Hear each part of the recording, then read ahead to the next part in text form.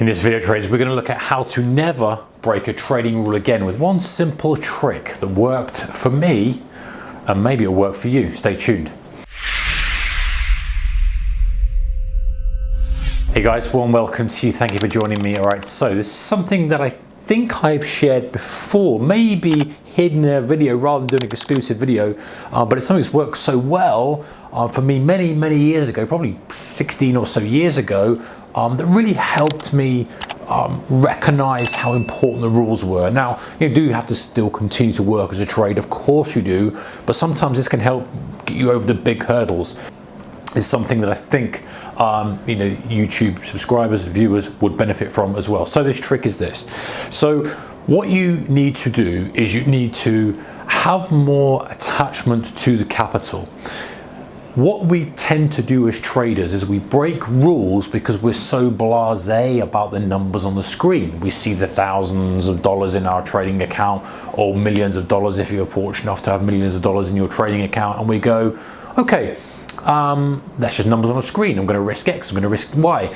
And we tend to disconnect from the kind of calm plan that we've written down. We're calculating how to allocate risk capital. We say, hey, I want to trade this setup, and these are the rules of the setup because of this. This is the stop loss, this is the position size.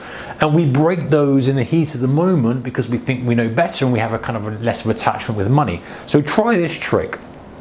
What you do is you withdraw in cash the amount of money that you tend to risk per trade. So if your maximum risk per trade, let's say, is 500 bucks, you have $500 in cash, and you tend better to have it in small denominations so that it's it feels like a substantial sum when you've got it in there. They need to have ones, but if you're US, but you have it so that it's reasonably thick amount. Okay, and then you go, right, I have a section on my desk which is my trading account. So you can tape this off with some tape, put it there. Now you have another section where you go risk, and again you tape it off, or you have a tin, something like that. So you've got a little different section. Now when the money is there next to you in that section, it's safe, it's in your account.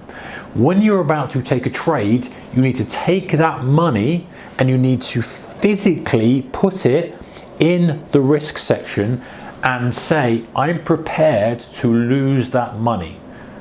Now, what this does is it connects you a little bit more. Now, before we kind of get ahead of ourselves here, at some point we want to remove the connection with cash. We talked about this before. You want to remove and think in terms of R so that you can scale up. And so that 500 risk can be 5,000, etc. because it's difficult to scale up. But one step at a time. If you're breaking rules, you're not in a position to scale yet anyway. You need to crack this nut and get this dealt with. So you take the money and you say, yes, I'm prepared to allocate this. And the physical action of taking the money out, and again, you can have a couple of thousand there if you want and peel off 500 and go, right, there's 500. Now I'm prepared to risk and lose that on this trade idea. And it's just something about that action that makes you go, hey, do I really want to? Is it really at my level? Am I really getting the setup that I want? Am I really happy to risk that actual capital?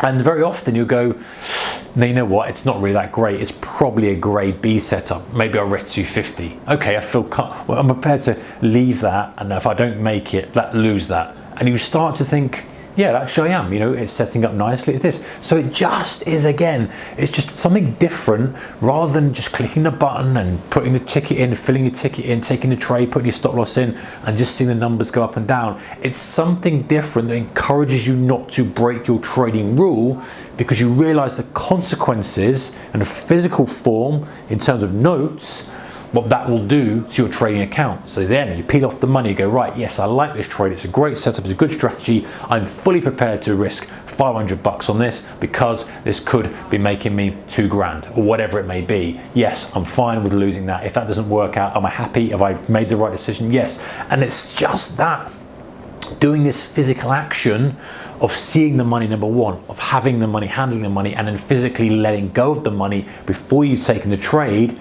kind of cements in your mind, am I happy to let go with that amount of money? Am I happy? Because sometimes you don't think of that. You're breaking your rules. Like, yeah, I'll take the trade, it hasn't quite hit my level yet, I'll still pull the trigger, I'll trade more size, I'll trade at this time of day when it's not very volatile, all these things.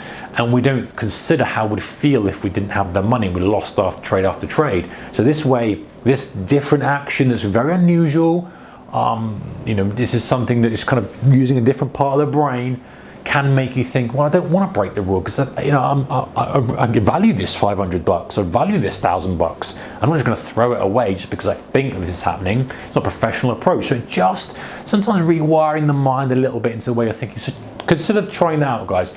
Like I say, it's something I did many, many years ago, and I didn't need to do it long before I realized, hey, you know what, you're just throwing money away here. You don't need to be breaking rules and taking over trading and doing all those other, breaking those silly rules, because you're literally just giving the money away, throwing it away if you do this effectively. Take more time and more care, follow the rules, implement the capital carefully, put it into that segmented area, whether it's a little 10 or a taped off area, and then go, right, fine, I'm happy with that. And it just might work for you. Guys, it might sound silly. You might be thinking, I'm sure I'm going to get some comments and go, it's absolutely ridiculous what you're talking about. Fine, there are different ways of attacking this. I'm just here to share with you things, however crazy they are. Does it matter? Doesn't matter. If it gets you over that hurdle of discipline and being able to stick to trading rules, then fine, you do what you need to do, and maybe you do it to a certain point where you break the cycle of breaking the rules, you become more disciplined, and you don't have to do it. That's ultimately what will happen. But if you have to do that for a couple of months, then what is it in the span of your trading career? It's a very small period of time. So let me know, guys. Try it out.